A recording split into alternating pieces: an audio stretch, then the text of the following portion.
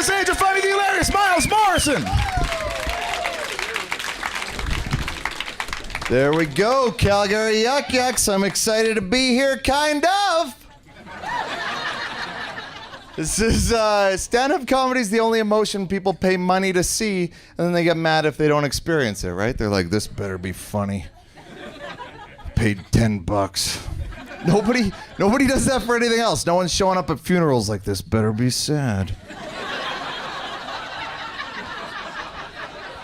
I paid $10. What? Who did you pay? What? So I suffer from anxiety attacks, which is fun when you got to talk in front of a bunch of people all the time. I've never seen that on a girl's list of turn-ons. You know what I mean? I like a big, strong man to take care of me and keep me safe. What do you do when the situation gets hairy? I panic. Full-blown panic, and then I get depressed and I don't talk to anybody about it. So, does that do anything for you?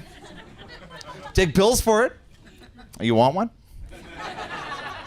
I take lorazepam to fly now. For those of you who don't know what lorazepam is, the plane could be on fire and you'd be like, well, these things happen.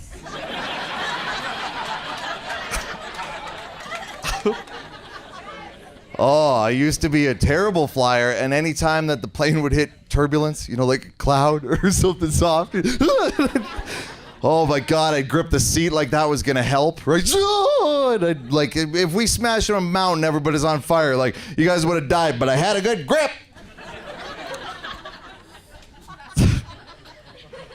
Just a panicky dude. I'm not scared of ghosts unless I gotta run upstairs from the basement with the lights off. And then it's just a game of what's gonna get my ankles. I'm just like, okay, main floor. Ghosts are scared of the main floor. I don't know how that works, but they like attics and basements. They hate bungalows.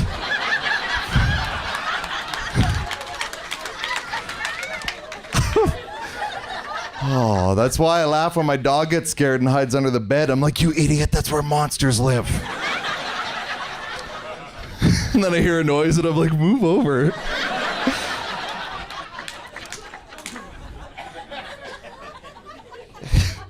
You know, my move is to keep me safe, pull the blankets up when I sleep. I've never not done it. It's never not worked. My wife thinks I'm keeping her safe. Fuck no, blankets to the neck every night. I know that's stupid. I'm 34. I should know better, but I do that as if a ghost is going to come from the undead world, float through my wall, come into my bedroom and be like, oh, he pulled up the duvet.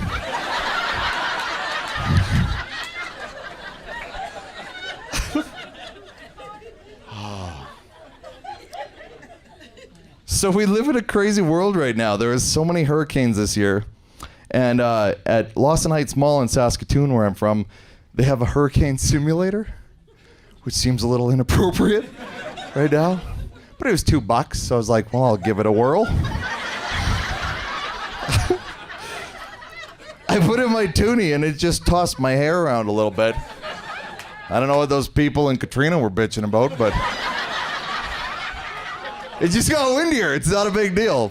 I was like, wouldn't that be great if it was more realistic? Like you put in a toonie, it just smacks you in the face with a 2x4 and pins you up against the wall and fills with water and you're stuck in there 3 days. And you finally get out, you gotta ride on top of an old door and sleep in a gym for a month. You're like, fuck, this is realistic.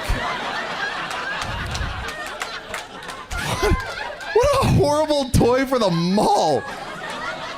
I could just imagine someone from Haiti walking by and seeing them and be like, oh, that reminds me of the time I lost everything. That's awesome.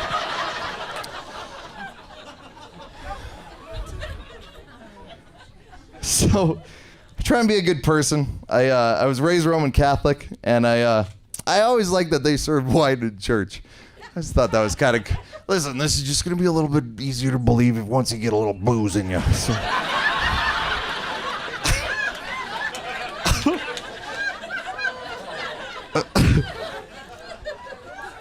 Like when I was a kid, it was easy, right? They're like, Jesus was a carpenter, and I was like, fucking right. I didn't say that, but as an adult, now I question it. Right now, I'm like, well, what kind? Like, was he an apprentice, or did he have his journeymans, or like? Was he going for his ticket? You know?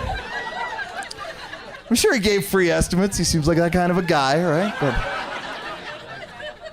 like, was he working for his dad? Was it like Joseph and Sons Carpentry or?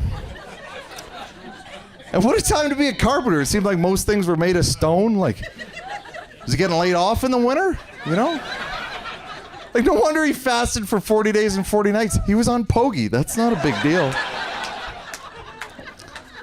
And were there other carpenters? Were guys losing, you know, gigs to Joseph and Sons? Oh, Jesus underbid us again. And who built that cross? You know, someone built that thing. Like, is that the competition? Like, this'll fix them. Yeah. And he was up there a long time as a carpenter. I'm sure he was checking out the workmanship, right? He's like, this is untreated wood. This is gonna swell if it rains. And is this thing even level? And who uses one nail for 2 feet? They must have built this thing on a Friday. Thank you very much, you guys.